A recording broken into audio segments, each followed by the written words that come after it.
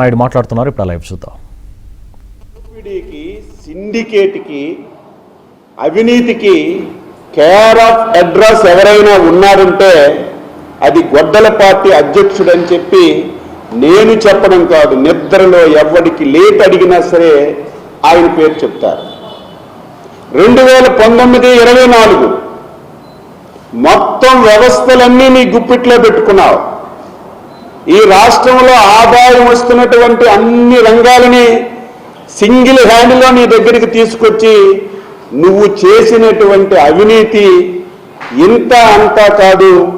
ఈ 2 సంవత్సరాల్లో నువ్వు చేసిన అవినీతి అన్నీ బయటపడుతుంటే ప్రతి ఒక్కరూ ముక్కు మీద వేలు వేసుకుని చూసినటువంటి సందర్భం. ఈరోజు రెక్కరు మొత్తం నువ్వే, కొట్టు నీదే, తయారీ నీదే, బాటిల్ నీదే, ట్రాన్స్పోర్ట్ నీదే, మొత్తం లిక్కర్ అంతా ఈ రాష్ట్రంలో దోచుకున్నావు. శాండ్ అంతా దోచుకున్నావు సింగిల్ హ్యాండ్తో. మైన్స్ అన్నీ దోచుకున్నావు. ఈ రాష్ట్రంలో ఎక్కడ భూములుంటే భూమి మీద కన్నేసి మొత్తం భూములన్నీ దోచుకొని లక్షల కోట్ల రూపాయలకి నువ్వు అవినీతి చేసిన విషయం ప్రతి ఒక్కరికి తెలుసు. దాని రిజల్టే మొన్న 2024 ఎన్నికల్లో ప్రజలు చూపించిన విషయం కూడా గుర్తుపెట్టుకోవాలి. ఈ ప్రభుత్వం వచ్చిన తర్వాత స్వేచ్ఛగా వ్యాపారాలు చేసుకుంటున్నారు.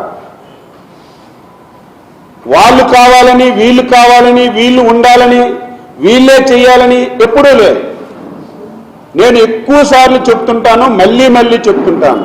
వారి కుటుంబం నైజం ఏమిటంటే, మేము ఫలానా పని చేశాం, మీరు అభివృద్ధి చేశాం, మీరు ఎప్పుడు ఆదరించండి అని ఎప్పుడు మాట్లాడరు. అటు రాజశేఖర్ రెడ్డి నుంచి ఈరోజు గొడ్డల పార్టీ అధ్యక్షుడి వరకు కులాల మధ్యన తగువ పెట్టడం, మతాల మధ్యన తగువ పెట్టడం, ప్రాంతాల మధ్యన తగువ పెట్టడం, ఎప్పుడు కులాల యొక్క పేరు చెప్పుకొని పబ్బం గడుపుకోవడం వీరికి అలవాటుగా మారింది. సిండికేట్లు వచ్చారట, అందులో చంద్రబాబు నాయుడికి సంబంధించిన వాళ్ళే ఈ వ్యాపారంలో ఉన్నారట. నీకు అసలు సిగ్గుందా? కనీసం అవగాహన ఉందా? ఈరోజు నీ అబద్ధాల నోటుతో చెప్పినటువంటి ఏదైతే కంపెనీలు నిన్న మొన్న చంద్రబాబు నాయుడు ముఖ్యమంత్రిగా ఉన్నప్పుడు పుట్టినటువంటి కంపెనీలు కావివి.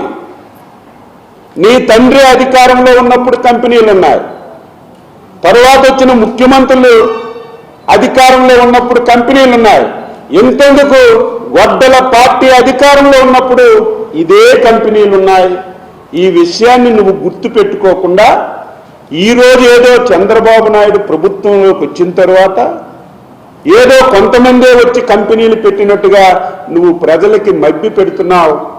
ఇది ప్రజలు ఒకసారి వాస్తవాలు తెలుసుకోవాలని చెప్పి తెలియజేస్తున్నాను.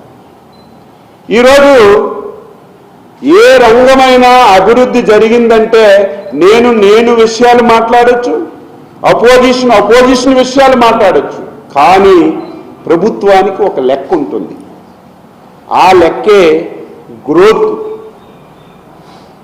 నువ్వు అధికారంలో ఉండేటప్పుడు 41.75 లక్షల కోట్లు జీవీఏ రూపంలో ప్రభుత్వానికి ఆదాయం వచ్చేది.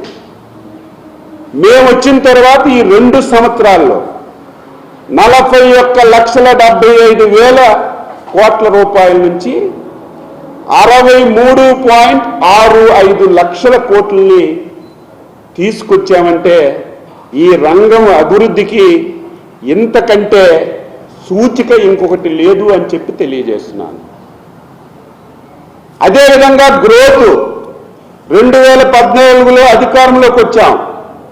మొత్తం వ్యవస్థలన్నీ లేవు, రాజధాని లేదు, చాలా ఇబ్బందుల్లో ఉన్నాం. కానీ ఈ రంగానికి చంద్రబాబు నాయుడు గారు అత్యంత ప్రాధాన్యత ఇచ్చి 2014 నుంచి 19 వరకు సంవత్సరానికి పెంచుతూ 15.74% గ్రోత్తో మీకు అధికారాన్ని ఇచ్చాం. మేము 5 సంవత్సరాల్లో 6% నుంచి 15%కి పెంచినప్పుడు నీ ప్రభుత్వ హయాంలో 15% నుంచి 23%కి వెళ్ళాలి.